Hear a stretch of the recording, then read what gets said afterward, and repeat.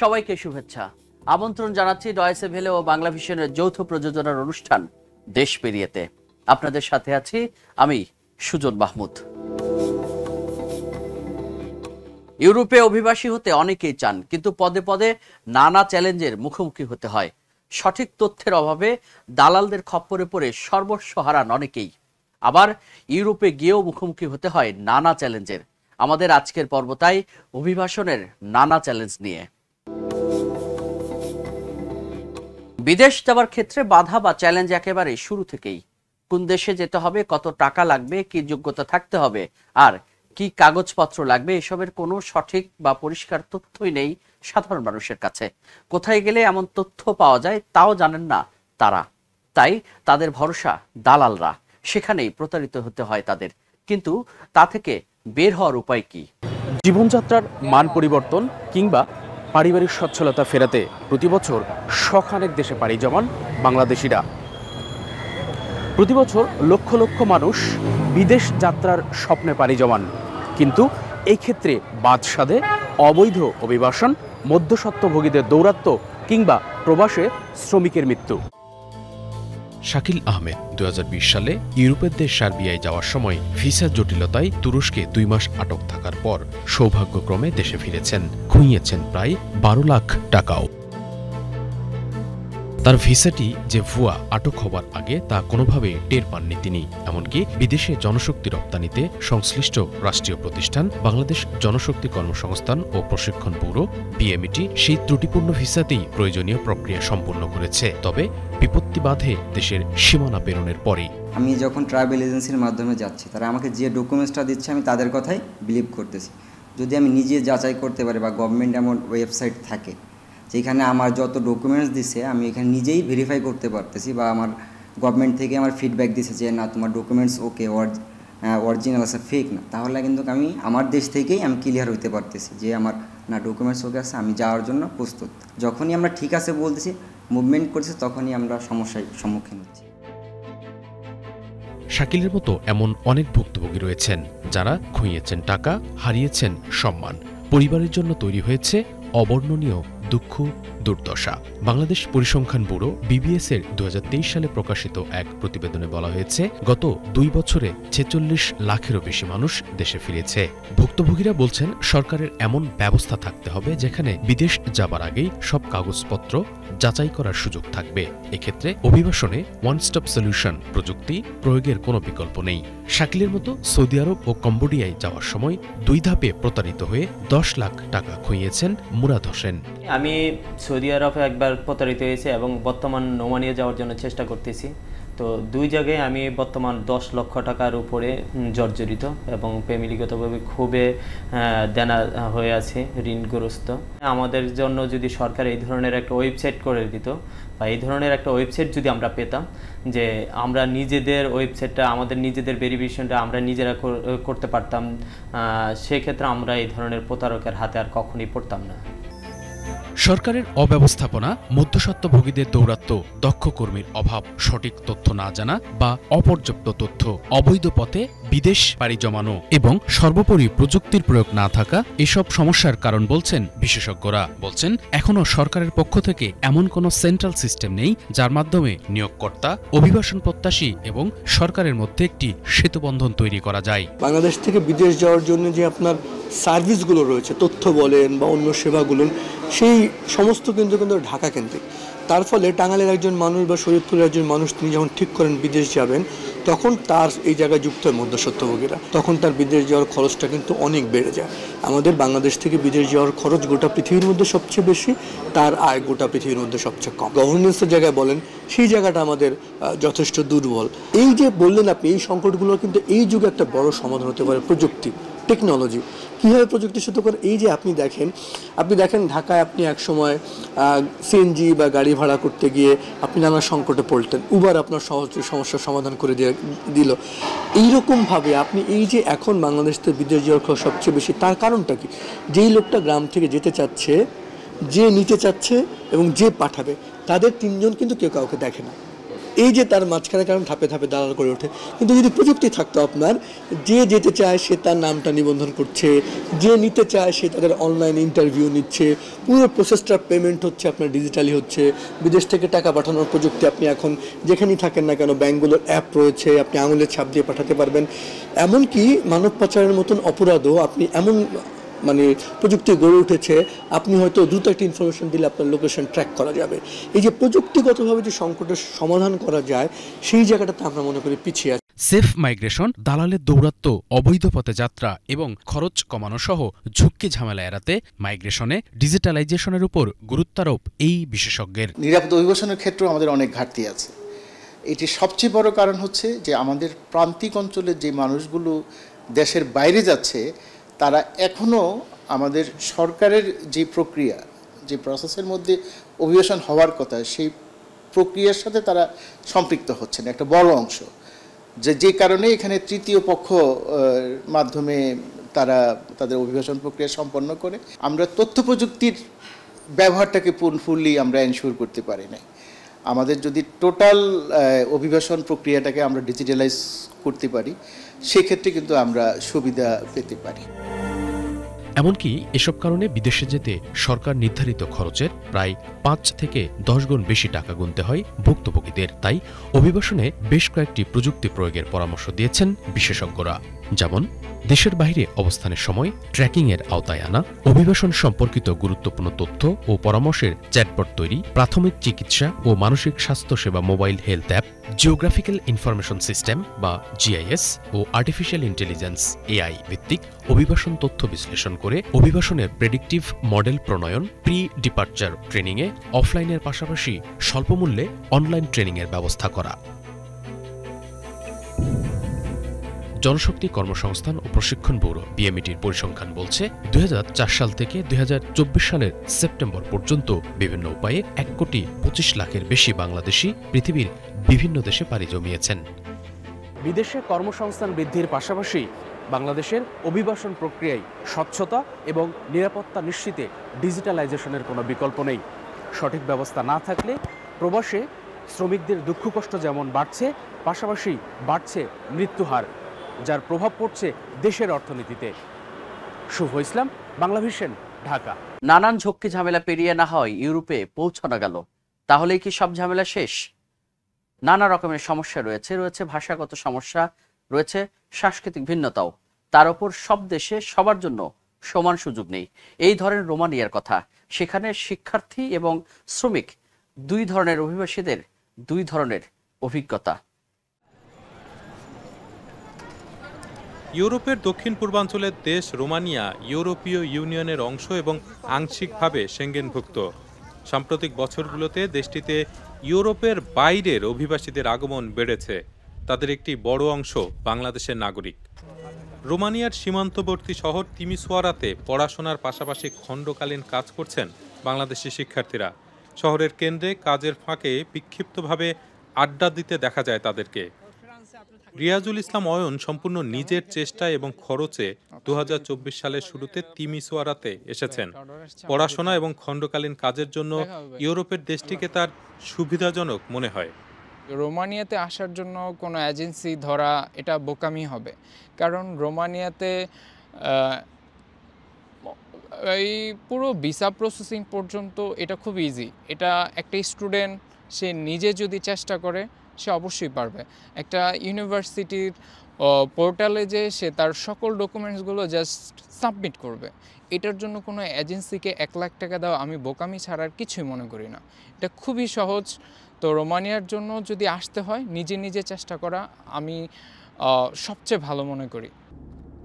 সড়ক পথে তিমিসোয়ারা থেকে ক্লুজ নাপোকার দূরত্ব 350 কিলোমিটার। এই পথের একটি বড় অংশই পাহাড়ি বিরান ভূমি।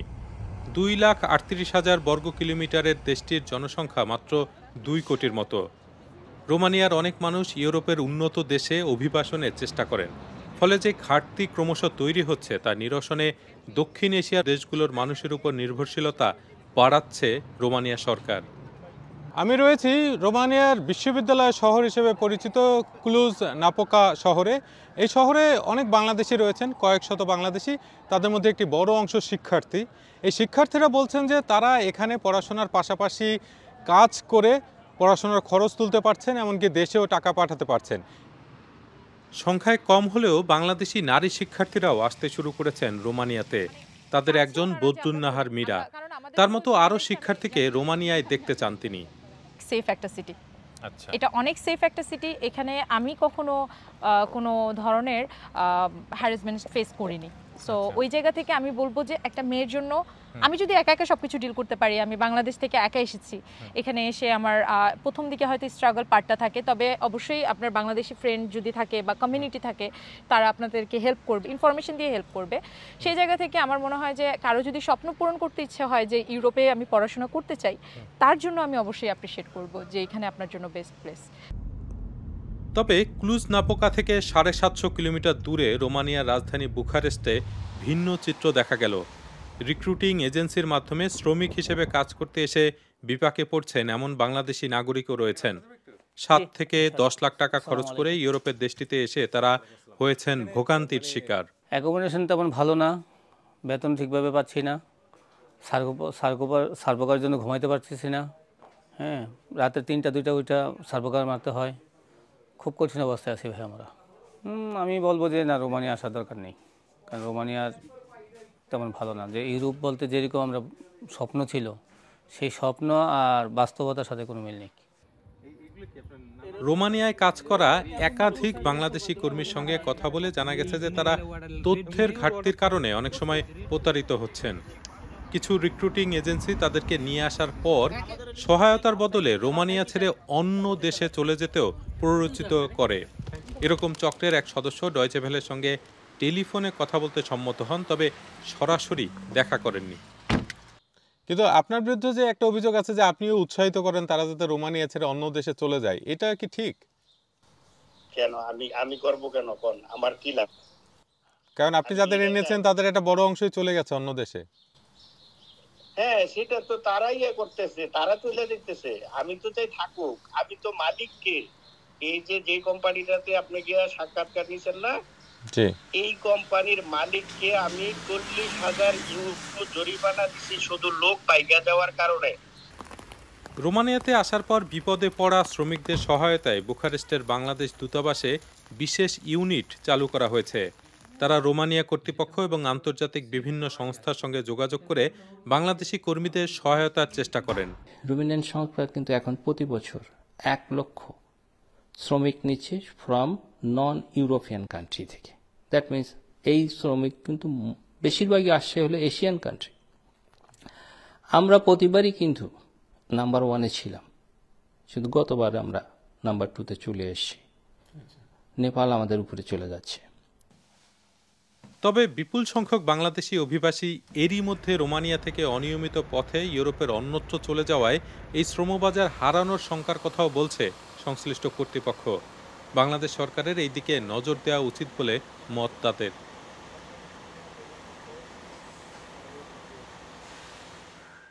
আমরা অভিবাসনের আরো কিছু চ্যালেঞ্জ নিয়ে কথা বলবো। এই জন্য আমাদের স্টুডিওতে আছেন বাংলাদেশে দীর্ঘদিন ধরে অভিবাসন সেক্টরে কাজ করা প্রতিষ্ঠান রামরুর ভারপ্রাপ্ত প্রধান নির্বাহী অধ্যাপক তাসনিম সিদ্দিকী।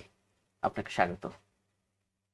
আমরা তো বিভিন্ন রকমের অভিবাসনের চ্যালেঞ্জগুলো নিয়ে কথা বলছি। আমরা দেখলাম যে সেখানে মানুষ তাদের এই বিষয়গুলো জানেও না, তাদের যে চ্যালেঞ্জগুলো আছে সেই চ্যালেঞ্জের বিষয়গুলোও জানে না। আসলে এমন পরিস্থিতি কেন তৈরি হচ্ছে, তাদের না জানার কারণ কি? এখানে অভিবাসন হিসেবে যদি আমরা ভাগ করে নেই, ইউরোপে যারা যাচ্ছেন সেখানে অভিবাসনের সুযোগই খুব সীমিত।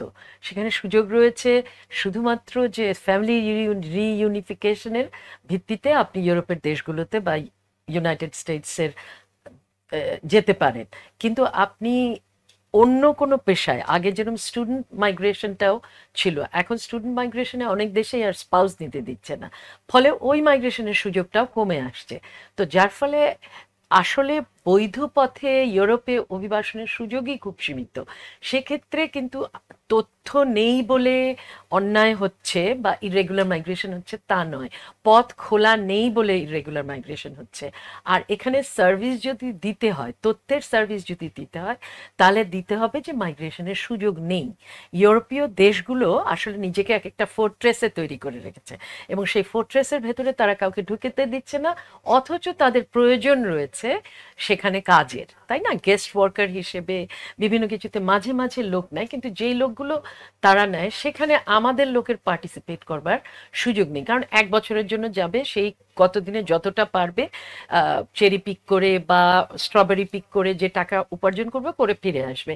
কিন্তু সেই জায়গাগুলো যদি আপনি আমাদের লোককে দেনও খবর, তারা কিন্তু সেইভাবে অভিবাসন করতে রাজি হবে না, কারণ যে টাকা খরচ করে তারা যাবে সেই টাকা তখন ওই 1 বছরে গেস্ট ওয়ার্কার হিসেবে উঠে আসবেন না। তো সুতরাং ওই জায়গাটায় তথ্য দেওয়ার জন্য তথ্যরই কমতি আছে। আমরা রিপোর্টে উল্লেখ করেছি একটা অন স্টপ সার্ভিসের কথা, ইউরোপের জন্য তো এরকম কোনো অন স্টপ সার্ভিস চালু নেই না। আর এটা কি বাংলাদেশের জন্য চালু করা অনেক কঠিন? এই অর্থে কঠিন, যদি মানে বাংলাদেশ সরকার যদি এই ব্যাপারে সচেতন হয় যে আমরা চাই না কোনো ইররেগুলার মাইগ্রেশন হোক, তাহলে ওইখানে বলা যে এখন কিন্তু ইউরোপে মাইগ্রেশনের সুযোগ তেমন নেই। ইউরোপে যে মাইগ্রেশনের সুযোগ গেস্ট ওয়ার্কার হিসেবে, সেই সুযোগটা যদি অ্যাভেইল করতে হয় তাহলে 10-12 লাখ টাকা খরচ করতে হবে এবং সেখানে যে সেই টাকা 1 বছরের ভেতর তুলতে পারবে কিনা সেটার গ্যারান্টি নেই। এই কথা সরকারকে বলতে হবে। এই কথা যদি বলে অভিবাসন মানে ব্যবস্থা নিতে হয় তাহলে কেউই আর যাবেই না। তো সুতরাং এই পুরো ব্যবস্থাটার ভেতরে গ্রহণকারী দেশের অনেক রকম চ্যালেঞ্জ ভুল রয়েছে এবং প্রেরণকারী দেশ হিসেবে আমাদের ভেতরেও মানে এই তথ্যটা দিলে আর অভিবাসন থাকে না, তাই না? তো সুতরাং তো এটা তো আমাদের জন্য একটা বড় চ্যালেঞ্জিং, ভীষণ, শুধু আমাদের জন্য নয় পুরো বিশ্বের জন্য একটা চ্যালেঞ্জ। ক্রমাগতভাবে সারা বিশ্বে এখন একটা অ্যান্টি মাইগ্রেন্ট সাইকি তৈরি হয়ে গেছে এবং দেখবেন আপনি ইউরোপের বিভিন্ন দেশে যে মাইগ্রেশনই যেন যত সমস্যার মূল, সুতরাং বাইরের লোক নিব না। আমাদের রেস্টুরেন্ট ব্যবসায় যে আমাদের মানে প্রায় বাংলাদেশের যারা অরিজিন যাদের, সেরকম তাদের ব্যবসা রয়েছে প্রায় 90% রেস্টুরেন্ট, কিন্তু সেই রেস্টুরেন্টগুলোতে আপনি কাজে লোক নেবেন, আপনাকে আগে নিতে দেয়া হতো, এখন আর সেই লোকটা নিতে দিচ্ছে না, ঠিক আছে? তো এবং যে ইউক্রেন এবং ওইসব সমস্যার কারণে বিভিন্ন ইউরোপীয় দেশেই কিন্তু আমাদের এইসব দিক থেকে অভিবাসনটা ক্রমশ সংকুচিত হয়ে এসছে। তবে আমরা যেহেতু আমাদের ওয়ান স্টপ সেন্টার নিয়ে কথা বলছি, ওয়ান স্টপ সেন্টার যদি চালু হয়, এর আগে যেরকম আপনি বললেন যে দালালদের একটা দৌরাত্ম, তা সেক্ষেত্রে ওয়ান স্টপ সার্ভিস চালু হলে দালালদের দৌরাত্ম কতটুকু কমে আসবে অথবা আদৌ কমে আসবে কিনা? হয়তো কিছুটা কমবে, কিছুটা কমবে। এখানে দালাল এবং রিক্রুটিং এজেন্সির ভেতরেই একটা আঁতাত তৈরি হয়, তো সেই আঁতাতটা ভাঙতে হবে রাষ্ট্রকে অ্যাকাউন্টেবল হয়ে, এবং এই রিক্রুটিং এজেন্সি ওই দেশের যে রিক্রুটিং এজেন্সির সাথে আঁতাত করে সেটা ভেঙে, তো এই পুরো ব্যবসাটাই ইনফর্মাল। তো সেক্ষেত্রে ওয়ান স্টপ সার্ভিস অনুযায়ী যে গেস্ট ওয়ার্কার বা স্টুডেন্ট মাইগ্রেশন এইসবের তথ্য যদি দেয়া যায় এবং যদি এটা অনলাইনে অপারেশনাল হয়, যেখানে এই মধ্যস্বত্বভোগীকে ব্যবহারেরই প্রয়োজন নেই, সেই ধরনের অভিবাসনের সুযোগ হলে হয়তো অভিবাসন ব্যবস্থাপনায় থেকে এই জালিয়াতি, অন্যায় এগুলো কিছুটা দূর হবে। আমরা রোমানিয়ার একটা চিত্র দেখলাম, একই সাথে আমরা আবার এটাও দেখলাম যে আসলে কোন দেশে আমাদের কর্মীর চাহিদা কেমন, সেখানে কাজের সুযোগ কেমন, এই ধরনের কোনো বিশ্লেষণ বা তথ্য আমাদের কাছে নেই। সেক্ষেত্রে আমাদের দূতাবাসগুলোর এখানে আসলে ভূমিকা কি বা তাদের করণীয় কি? কোন দেশে কখন কি চাহিদা তৈরি হতে যাচ্ছে এটা কিন্তু 5 বছর আগের থেকে ওই দেশের যে ডেভেলপমেন্ট প্ল্যান আছে সেইটার ভেতরে প্রজেক্ট করা থাকে কোথায় কি শ্রমিক প্রয়োজন পড়বে ওদের। এবং ফিলিপিন্স থেকে শুরু করে এই ধরনের দেশগুলো তারা কিন্তু ওই প্রজেকশন প্ল্যানটা দেখে তার দেশে পাঠিয়ে দেয় এবং দেশের ভেতরে ওই অনুযায়ী লোকবলকে ট্রেন করা হয়। কিন্তু আমাদের এখানটায় যেটা হয়েছে যে আমরা কিন্তু আজ পর্যন্ত ওই প্রজেকশন দেখে লোক পাঠাবো সেই ধরনের চেইন আমরা তৈরি করতে পারিনি। তো সেক্ষেত্রে আমাদের তথ্যের আরো ইনভেস্টমেন্ট, অর্থাৎ তথ্য সংগ্রহের প্রক্রিয়া, যেই ব্যক্তি এই মানে কাজগুলো করবেন সেরকম পাবলিক প্রাইভেট পার্টনারশিপ, এরকম অনেক কিছু প্রয়োজন। হ্যাঁ, এখনো পর্যন্ত এই ধরনের কোনো কার্যক্রম কিন্তু বিএমইটি বা এদের কারণ নেই। তাহলে এই কার্যক্রমগুলো হাতে নিতে গেলে বিএমইটির ভিতরে রিসার্চ সেলকে অনেক শক্তিশালী করতে হবে। যারা অভিবাসন প্রত্যাশী কর্মী যারা আছে তারাও গিয়ে বিপদে পড়ছেন না জানার ফলে, একই সাথে এই খাতও আস্তে আস্তে আমাদের ধ্বংসের দিকে যাচ্ছে। সেক্ষেত্রে আপনার করণীয় কি বলবো মনে করছেন? হ্যাঁ, এখন যেটা হয়েছে আমাদের শ্রম অভিবাসনের দেশগুলো ক্রমাগতভাবে সংকুচিত হয়ে এসছে। গত বছরে মাত্র 6টা দেশে গেছে, এবার শুনেছি আরো কম দেশে, মানে মূল 90% শ্রমিক যাচ্ছেন। তাহলে সেক্ষেত্রে আমরা যদি এখানে ড্রাস্টিক কোনো পদক্ষেপ না নেই তাহলে কিন্তু আমরা এই বাজারে ক্রমাগতভাবে, এখন বেশ কিছু আফ্রিকান দেশও এই বাজারে এসে গেছেন। তো তাহলে আমি বলবো ওয়ান স্টপ সার্ভিস একদিকে যেরকম ইনফরমেশন, অন্যদিকে তার চেয়ে গুরুত্বপূর্ণ হচ্ছে লোকবল তৈরি করা, হিউম্যান স্কিল ডেভেলপ করা। আমাদের যে শিক্ষা ব্যবস্থা, এটা তো কেরানি তৈরির শিক্ষা ব্যবস্থা, এই শিক্ষা ব্যবস্থার ভিতরে কেন আমরা স্কিল ভরে দিতে পারছি না? কেন আমাদের দেশে এখনো মাত্র 336টা স্কুলে আমাদের ভোকেশনাল ট্রেনিং আছে আর বাকি সব স্কুলগুলোতে জেনারেল এডুকেশন? তো আমাকে ভাবতে হবে অনেক গভীরভাবে এবং আমাকে পদক্ষেপ নিতে হবে আজকেই, এখনই। পদক্ষেপগুলো যে খুব টাকা পয়সা খরচ হবে তা কিন্তু নয়, একটা মানসিক ইচ্ছা প্রয়োজন, সদিচ্ছা থাকা প্যাশন দরকার। লাগবে এই কাজগুলো করতে হলে। ধন্যবাদ আপনাকে। আপনাকেও ধন্যবাদ। দর্শক, আপনাদের কোনো প্রশ্ন বা মতামত থাকলে আমাদের মন্তব্যের ঘরে লিখুন। একই সাথে বাংলা ভিশন এবং ডয়েচে ভেলের যৌথ প্রযোজনাটি আপনাদের কেমন লাগলো সেটাও জানাবেন। আগামী পর্বে আমরা আলোচনা করব শিক্ষা খাতের মাইগ্রেশন নিয়ে। সে পর্যন্ত ভালো থাকুন, সুস্থ থাকুন।